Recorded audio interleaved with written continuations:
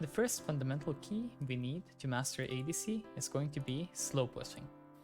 With slow pushing, what we want to achieve is getting good base timers, getting dives off, getting a CS advantage, poking down the enemy, getting advantageous trades.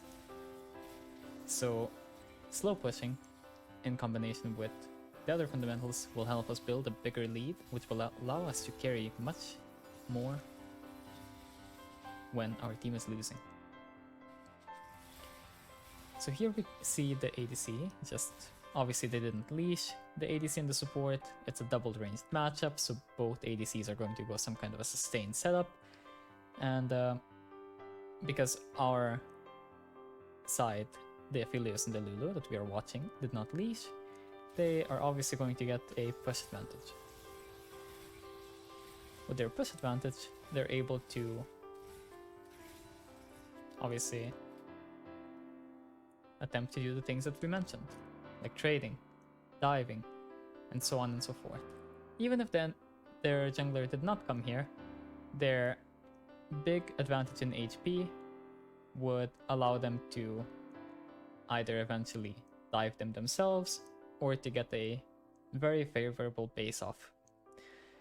Though it should be noted that even if their HP advantage was not sizable, even if they were down in HP, if they traded HP just to crash the wave, it would still be an acceptable outcome, as after they crash, they base, they come back to lane, they will come back to a push from the enemy champions, but the enemy champions are lower in HP, they have no items, we have items, we have HP, and suddenly we are allowed to fight them because we have a big advantage. Here though, as is often the case in higher elo, the jungler just dives and we get an even bigger advantage.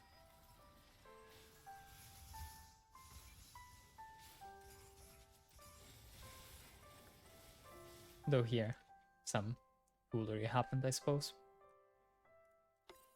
Now we will look at freezing. So here, they open by just trading, because their champs are quite strong, Lucianami. But what we really want to showcase here is the benefits of freezing. So when we freeze, we will first of all deny the enemy, and second of all, play in a pretty safe location. The disadvantage of freezing usually is that we cannot move easily to our jungler, we cannot take objectives or base easily, and so on. But here, okay, so they open this, whatever happens, okay, they're holding a freeze, they get a CS advantage obviously, which is a benefit, but what I also want to showcase here is the safety of freezing. So here, we then have a disastrous play, a huge fight, whatever else, and in this position, if we are the enemy team, and the wave is frozen like this, our game is just going to be completely unplayable. We're not going to be able to crash, enemy can thin the wave, they can just recall, they can come back, and they can just have a huge advantage. If Lucian's team won this fight, Witch would have 2 farm, he would have to base now, because there's no way to contest this, and after coming back from base, he would come back to a, say, level 4 Lucian, while being a level 2 Twitch. While Lucian also has more items, and Lucian comes back to a big wave waiting for him. Whether that be a big wave in his tower, a big wave here, or whatever else, depending on the timings and the way he manages it. So this is going to be our second fundamental.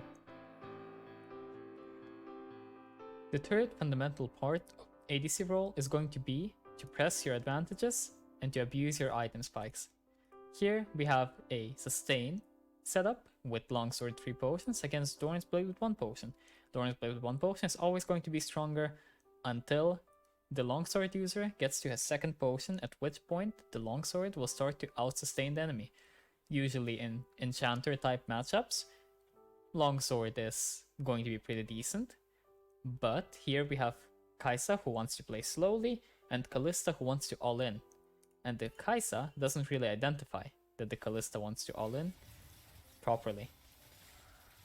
So Kalista gets a massive trade, And had this been played better, Kalista could have accepted a huge advantage here. But sadly, I believe this was not played well enough for her to get that big of an advantage, as the wave state is bad, but the trade itself is not really negative.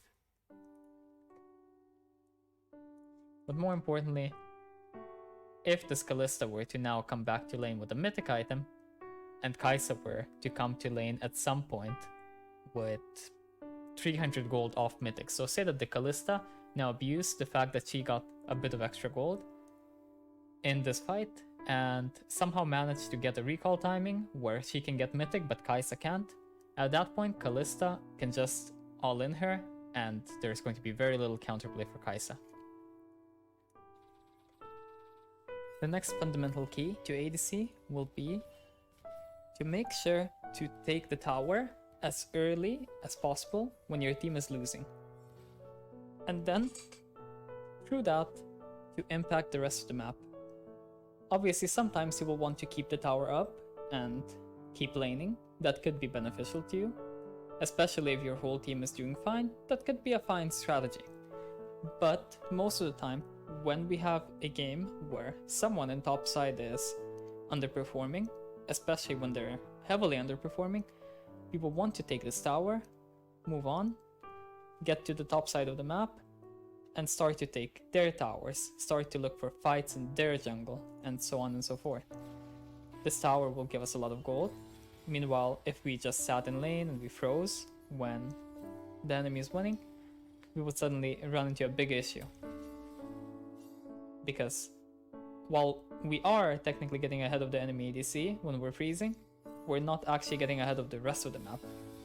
Like right now, we just go top, and now what can the enemy really do?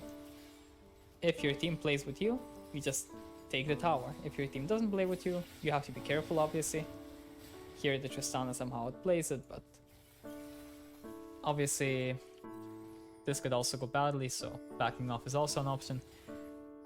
But the point is that at this point, you try to take the rest of the towers. And if you keep taking the towers, at some point, your gold value starts to look like this, where our top laner is 3-3 with 70 CS, but he has half of our gold. Enemy ADC also has half of our gold. We're snowballed to the point where no one can really contest us. But a lot of the time, or most of the time at this point, ADCs end up going mid lane after they go bot lane. But here, I believe that they chose to go top lane due to them having a Syndra, and they didn't really want to send Syndra into bot lane at 10 minutes into the game. So they went top lane and collected some plates instead. But the same principle applies in mid lane, where you take the enemy plates, and then you can move with your jungler, going to their red side, going to their blue side, fight for Herald, fight for Dragon, and so on. The final key to winning your ADC games is going to be to make sure that you show up where you can use your lead while also keeping up your resource collection. So here, after taking the tower, we go top, we can get a wave here, we can get a kill perhaps, both great. We also stop the enemy herald, and okay, there's a fight. We obviously take part in the fight because we are a strong member. And then we make sure that we collect as many resources as possible. Base, go collect resources again. Now our team is making some kind of a play, so collect resources, but also keep an eye. Maybe we can move to the play. But be careful, because the enemies will try to keep the place, or well, will try to bring the place to you sometimes and try to kill you, because you're going to be a big shutdown. But the important thing is that you keep track of the enemy team, you keep track of your own team, and then you figure out when is it possible for me to collect resources and when do I have to take part in a fight. And should I even take part in a fight? Because if a fight is completely lost and trolled, you obviously need to ignore it. But suddenly, the game, in this case, went from a game that could be pretty difficult to a game that just looks like a free carry for the ADC. Because here, Mid lane is doing alright, but the Rise is kind of outscaling him, so that's pretty bad. Top lane is also getting kind of smashed, in all honesty. And jungle is doing fine, but not really exceptional either. I believe both junglers are fine. So in this situation, it's up to us to make a difference. Because here, it's just horrible for us otherwise. Camille has double gold, enemy jungler has a 1k lead, enemy mid laner has better scaling items while being even on gold, with a TF who gets passive gold, and we're the only ones who can make a difference here. That concludes this video on the fundamental tips of winning as ADC. I hope you learned something new, whether that be a new concept, a new way to apply it, or maybe just a new way to think about the role and how to win on it. If you're not an ADC player, as a top laner, I suggest that you learn something about lane swaps and when to use TP to enable them, and so on. As a jungler, about dives, ganks, and when you can herald, so you would help your bot lane get out of lane and impact the rest of the map. As a mid laner, same thing as the jungler really. And as a bot laner, I hope that you learned a bit about how you can translate your winning lane into a bigger lead, into a win in the game. That's all really. If you enjoyed the video, do leave a like, a comment, or subscribe. And if you didn't enjoy it, then leave me some feedback. What could I improve for next time? What did you dislike? And all in all, I hope that this will help you avoid that situation where you win lane and then suddenly there's just nothing to do and it just feels like you are kind of useless.